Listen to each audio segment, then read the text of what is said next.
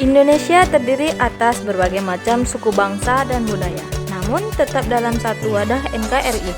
Keberagaman tersebut merupakan anugerah dari Tuhan Yang Maha Esa yang wajib kita syukuri.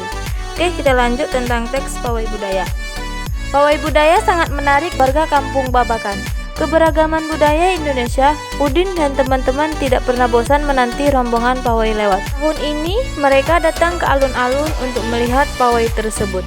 Kakek Udin pun terlihat sabar menanti. Terdengar suara gendang yang menandakan rombongan pawai semakin dekat. Apa yang dibicarakan pada paragraf pertama?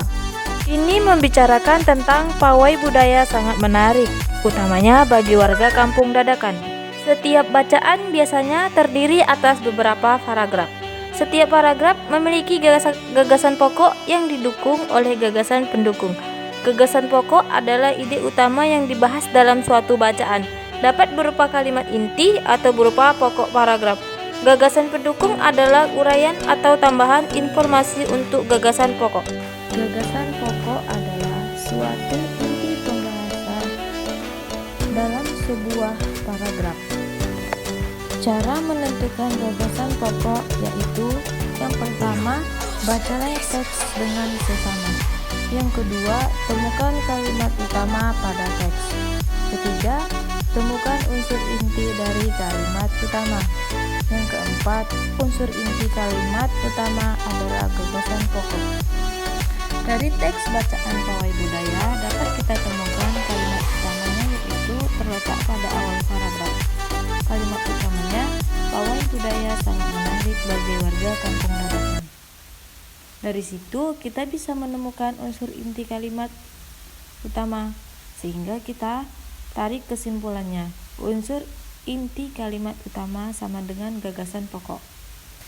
Untuk paragraf kedua sampai kelima, adik-adik cari sendiri ya, dan temukan gagasan pokok dan pendukungnya. Indonesia merupakan negara yang kaya akan keberagaman.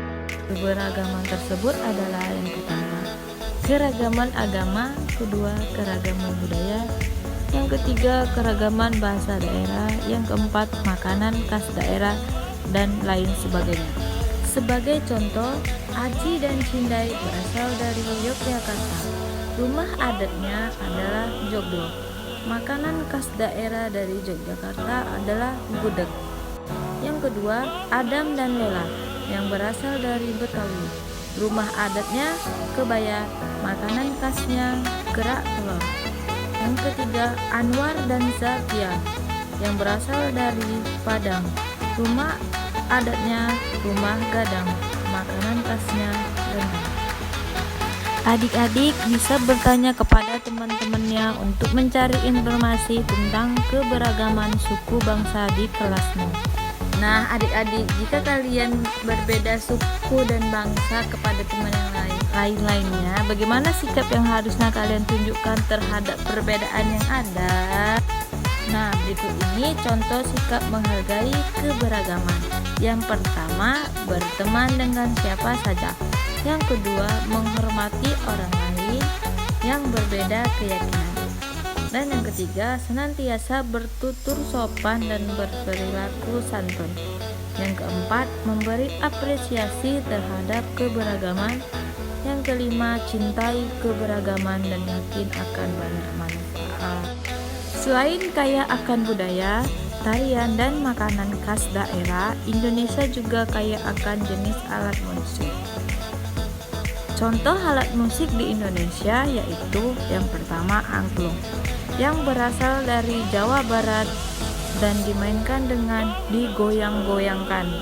Berikutnya, suling, yang berasal dari Sumatera Barat dengan dimainkan dengan cara ditiup.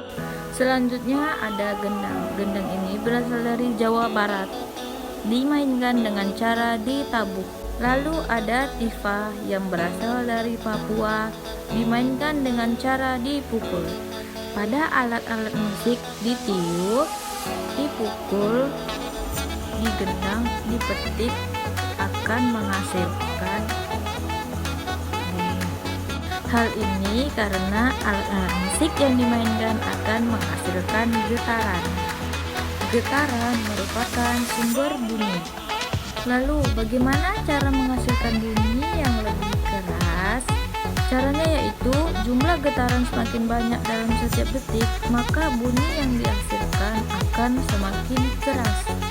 Apabila frekuensi bunyi semakin besar, maka suara semakin keras. Oke, baiklah adik-adik, sekian materi dari pembelajaran kelas 4 tema 1, subtema 1, pembelajaran 1. Semoga bermanfaat untuk kita semua. Semoga kita bertemu di lain hari.